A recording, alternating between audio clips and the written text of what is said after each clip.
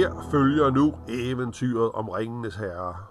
For mange, mange år siden ved tidernes morgen blev der smedet 19 ringe. For i Mordors land ved Dommedagsbjergets ild lå mørkets fyrste Sauron en 20. ring smedet. I denne ring blev lagt alt ondskab, vrede og begær efter at regere over alt levende. En ring over alle ringe. I kampen, der fulgte mellem på den ene side elver, dværge og mennesker, og på den anden side de onde magter, forsvandt ringen og var væk i mere end 2500 år. Indtil den af underlige veje havnede hos den mest usandsynlige af alle væsener, en hobbit, Bilbo Sækker. For dem, der ikke ved det, hobbitter ligner mennesker, blot er de meget mindre, kun en anelse over 1 meter og har store behårede fødder. Her er vi nu i dag i Herred, hvor hobbitterne bor, og her møder vi hobbitten Frodo Sækker.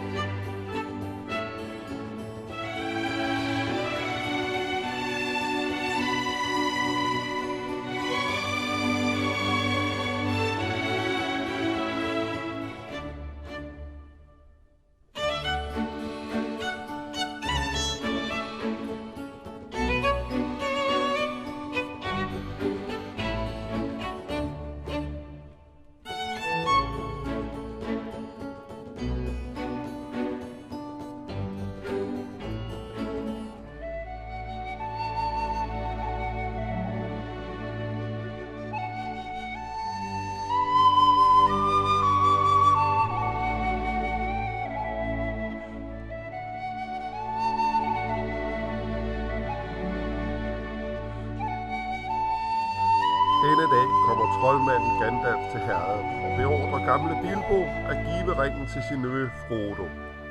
Sauron er vendt tilbage, og de onde magter er ved at brede sig, så ringen må ødelægges. Og ifølge Gandalf er det Frodo, der skal sørge for dette. Den eneste måde, dette kan ske, er ved at kaste den i Dommedagsbjerget, dybt inde i Mordors land. Så drager Frodo afsted, men Sauron ved besked, og han sender ringånderne ud for at gøre det af med Frodo. Ringånderne er de sorte ryttere uden ansigt og uden ånd.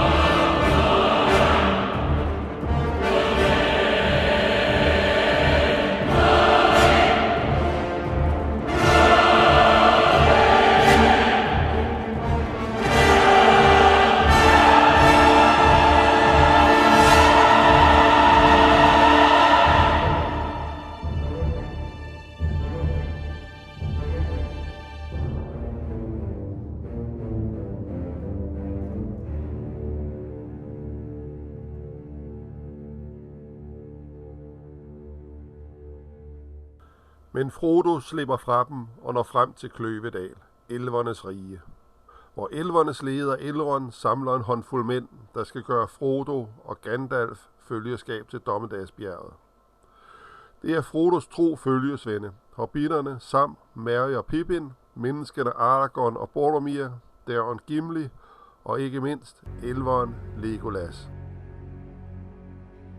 May it be an evening star shines down upon you. May it be when darkness falls